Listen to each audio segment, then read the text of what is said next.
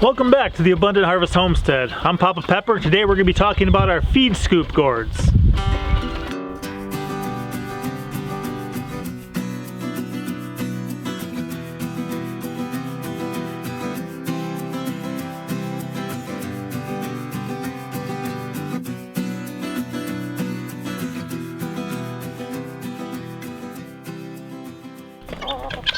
So around here we have poultry. We have our poultry for a number of reasons. We keep them for meat, we keep them for eggs, we keep them as something to barter and trade. We let them hatch out some of their young to create the next generation. This one here is one of the most recent, that little one running around. And at the moment, we're not completely self-sufficient, which means we're still purchasing things like a nice organic layer pellet. That said, part of what we have to deal with is getting the food from a container that the chickens can't get it in out to where they can get it. We've used a number of things, including like yogurt containers or plastic cups or things like that. And while it's a good use for something that you just otherwise recycle, you can use it for a bit and then recycle it. We like kind of taking things into our own hands, and that's where these feed scoop gourds come in. Now, as many of you guys know, we started up a Homesteaders Co-op store about a year ago now. So we just completed some germination tests on these gourds, and we're going to be happy to have them live in our store by the time this video is up. As far as I'm concerned, gourds are one of the most underrated things as far as a useful tool you can be growing here in America.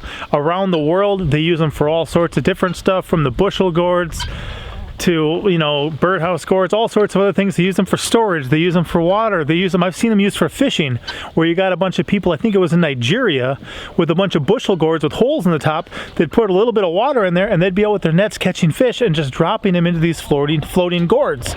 And you had like a whole mess of guys out there with just a whole bunch of their own floating gourds. Behind me is one a lot of people are going to be kind of familiar with. This is a dipper gourd. If you notice, it's got a nice round end. Now, these dipper gourds are different than the feed scoop gourds I'm talking about. If you guys are familiar with the farmhand companion, Pa Mac, we actually got a couple of these from him the other year because he's not entirely too far away from us in the state. And we've been growing our own. Here we were growing some above or between the poultry pen. But if you compare this feed scoop gourd to the dipper gourd, these are actually a lot slenderer, and I'll show you that little one we just had too.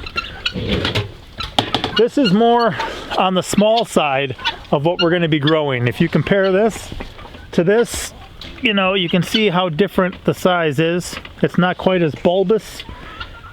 It's kind of more slender, and when you cut that end off, it makes a really nice feed scoop. It's got a good handle, it's got a good thickness. You can dig into that feed real nice and easy to use it. And the cool thing is, when you break it, because eventually they wear out, they're not you know, amazingly indestructible or anything, but eventually when you break it, then you can just crunch it up, throw it on the ground, stomp on it, something like that, and add it to your compost and put it back in the garden where you can grow more. So I've got just a regular dry one, and what I'm going to do is I'm going to cut this open for a feed scoop, and then I'm also going to be saving the seeds to offer in our Homesteaders Co-op store. The germination test that we just did, we like to have seeds be at least 75% or above for our garden seeds. Some of the wild ones that we just wild harvest, we just offer, like the mullein.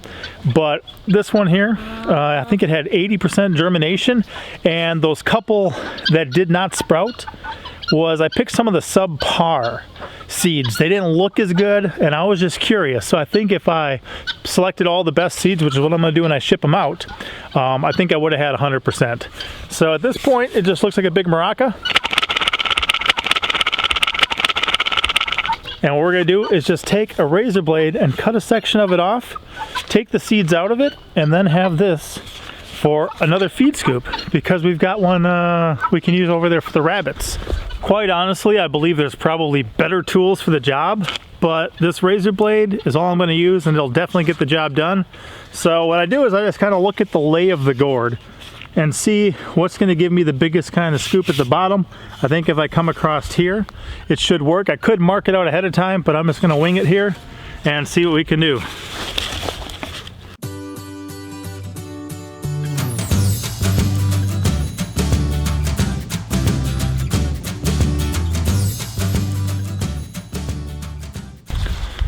So like I said, there was probably easier ways to do that, and if I would have marked it out, it probably worked out a little better.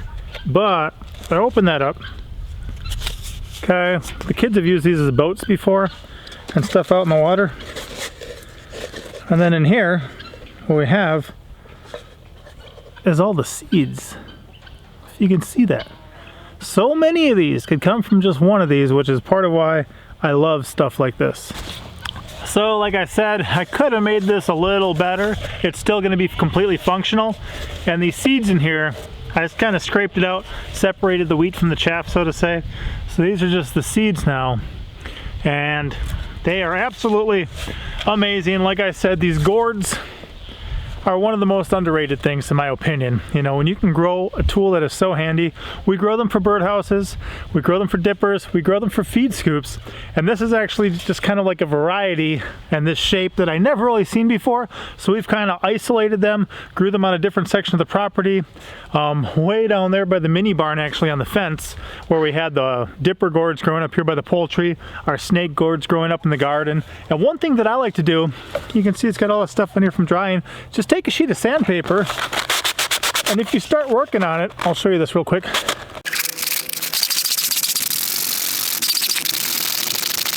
What happens is, eventually, you can get rid of some of that discoloration. It really smooths it out and gives it a really good feel for using it. Now, if you're grabbing them way back here and scooping really hard, you can snap them off, you can break them. This is pretty tough, at least 1/8 of an inch thick.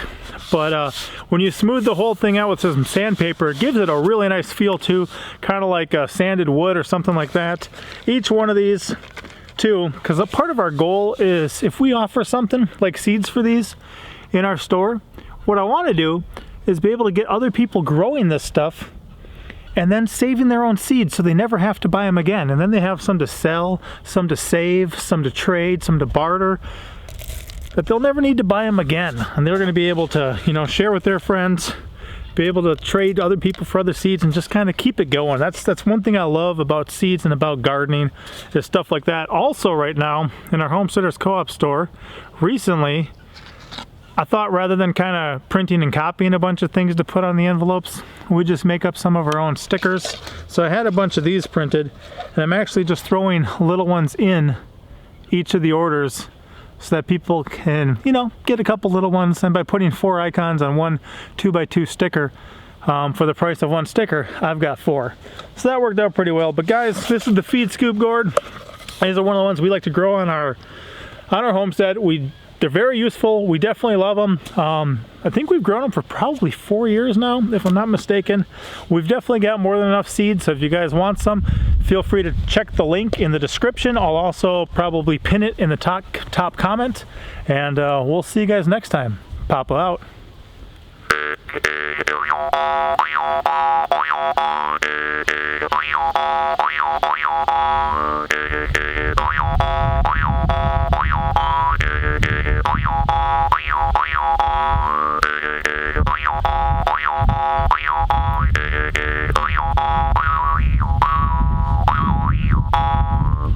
And check some of these videos out, guys, if you want to see the first venomous snake bite I ever got, what happened because of that, or maybe a water displacement test I did with how much swelling my hand got from that water moccasin bite.